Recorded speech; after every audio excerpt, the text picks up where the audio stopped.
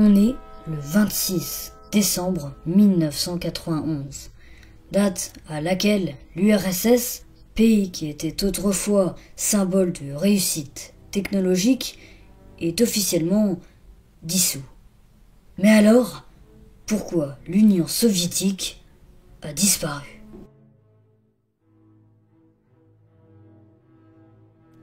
C'est en fin décembre 1922 que l'Union des républiques socialistes soviétiques, autrement dit la CCCP en russe, est proclamée, après la révolution d'octobre 1917 par les communistes, qui reprochent de nombreuses inégalités. Le but des communistes, c'est de supprimer la propriété privée, ce qui permettrait de meilleures égalités. Le premier dirigeant de l'URSS, c'est Vladimir Ilitch Ulyanov, autrement dit Lénine. L'URSS, qui était auparavant l'Empire russe, est depuis le XVIIIe siècle un immense empire de 22,4 millions de kilomètres carrés. C'est tout simplement 4,3 fois l'Empire ottoman à son apogée en 1683. C'est donc un pays avec de nombreux terrains non habités et non exploités, qui offre donc de nombreuses ressources humaines. Et comme on le verra, ça servira beaucoup. Malheureusement, en janvier 1924, Lénine décède à l'âge de 54 ans. Son héritier est alors tout désigné. C'est Léon Trotsky, qui l'avait d'ailleurs accompagné pendant la Révolution russe. Malheureusement, un certain Joseph Staline arrive à éliminer ses concurrents, dont Trotsky, qui sera tué en 1940 à Mexico après un exil. Staline devient donc en 1928 le seul et l'unique chef de l'Union soviétique. Il devient donc un dictateur. Dans les années 20, l'URSS a près d'un demi-siècle de retard en termes de technologie. C'est pour cela qu'en 1928, Staline lance la collectivisation, soit la mise en commun des terres et des usines, dans le but d'accroître l'économie soviétique, qui se fera principalement grâce au blé, qui provient notamment de la République socialiste soviétique d'Ukraine, autrement dit la RSSU, dont son surnom est le grenier à blé de l'URSS. Le but là est de récolter le blé et de le revendre à l'étranger.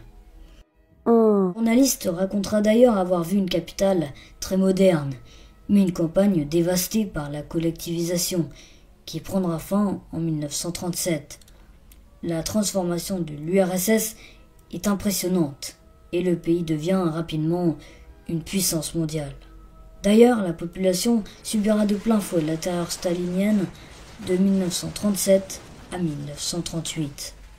En août 1939, l'URSS fait un pacte de non-agression avec l'Allemagne nazie d'Adolf Hitler. Un pacte qui stimule le partage de la Pologne et des pays baltes. En septembre 1939, la Seconde Guerre mondiale éclate. Staline se fera d'ailleurs piéger par Hitler en juin 1941, lorsqu'il ordonne une attaque contre l'URSS. Heureusement, ça se retournera contre lui. D'ailleurs, j'ai déjà fait une vidéo sur ce sujet. À la fin de la guerre, l'URSS finit donc dans le camp des victorieux, et les Alliés se partagent l'Allemagne, avec la création de la RFA des pays occidentaux et la RDA de l'Union soviétique. Après la guerre, l'Europe est ruinée, et deux pays en profitent donc pour grandement s'imposer, les États-Unis et l'Union soviétique. Malheureusement, les deux pays ne s'aiment pas vraiment, et c'est là que débute la guerre froide, autrement dit, une course économique. Les États-Unis et l'URSS se lancent donc dans les années 60 dans la course à l'espace. En 1961, l'URSS envoie le premier homme dans l'espace, le célèbre pilote et cosmonaute Yuri Gagarin. Sur le papier, l'URSS part gagnant, et pourtant finira par créer la fusée N1 qui avait pour but d'aller sur la Lune. Mais ce fut un échec, avec 4 lancements désastreux. D'ailleurs, si vous voulez en savoir plus sur le sujet, vous pouvez aller voir la vidéo de la chaîne La Folle Histoire. L'URSS se concentrera également sur l'aviation, avec la recherche sur les avions civils supersoniques, comme le célèbre Konkordsky, alias le Tupolev Tu-144. Malheureusement, il échoue également, à cause de l'avion qui n'était pas du tout fiable, en plus d'être mystérieusement fort ressemblant avec le Concorde franco-britannique, d'où son surnom.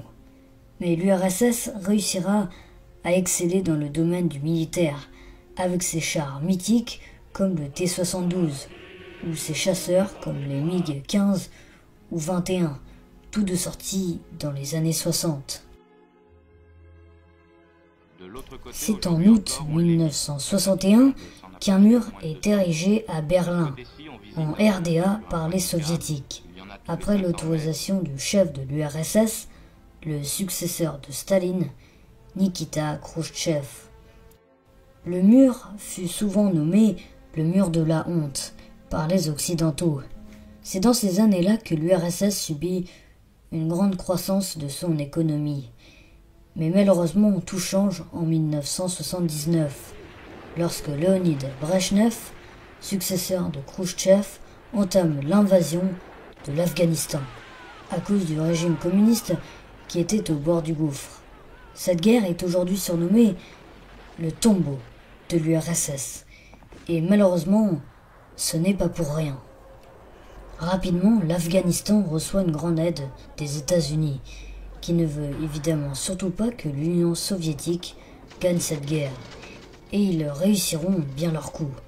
Alors que la guerre continue, les chefs en Union soviétique s'enchaînent. En 1982, Brejnev décède et laisse sa place à Yuri Andropov, qui ne change pas grand-chose. Pareil pour son successeur de 1984, Konstantin Tchernenko. À sa mort en 1985, Mikhaïl Gorbatchev est élu.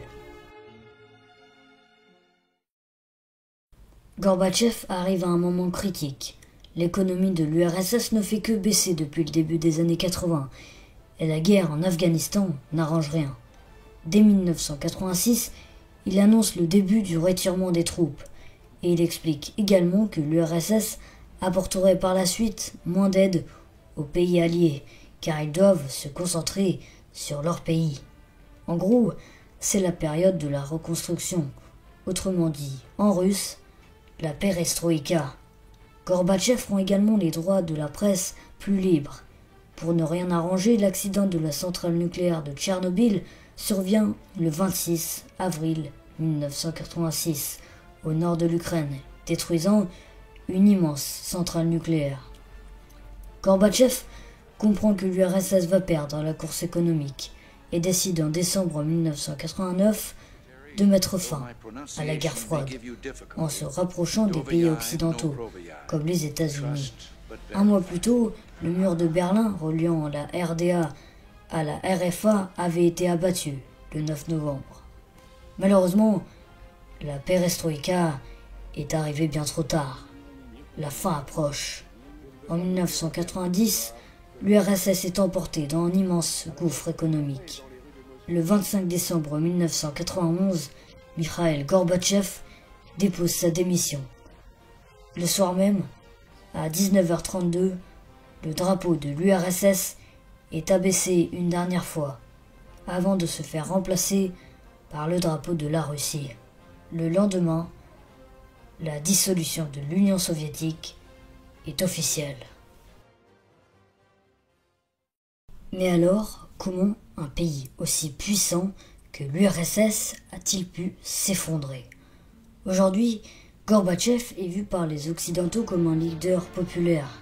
C'est pour cela qu'il recevra en 1990 le prix Nobel de la paix pour avoir mis fin à la guerre froide.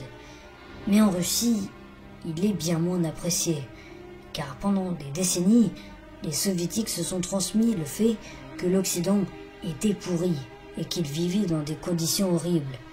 Et quand Gorbatchev a autorisé les voyages à l'international, la population soviétique a vu à quel point ils vivaient dans de bien pires conditions. En fait, ce changement qu'a fait Gorbatchev était bien trop rapide. Ensuite, le fait que l'URSS soit un ensemble de 15 pays, après que ces différents pays aient subi de nombreux événements, comme la famine de Staline dans les années 30 en Ukraine, il était donc normal que ces différents pays préfèrent obtenir leur indépendance. Mais clairement, le plus gros problème de l'URSS, c'était son économie. La guerre froide n'a cessé d'affaiblir l'URSS. Les dirigeants ont trop longtemps fermé les yeux devant ce problème qui finira par dissoudre l'URSS. L'Union des républiques socialistes soviétiques était un pays puissant qui avait réussi à faire la révolution et qui aura inspiré de nombreux autres pays.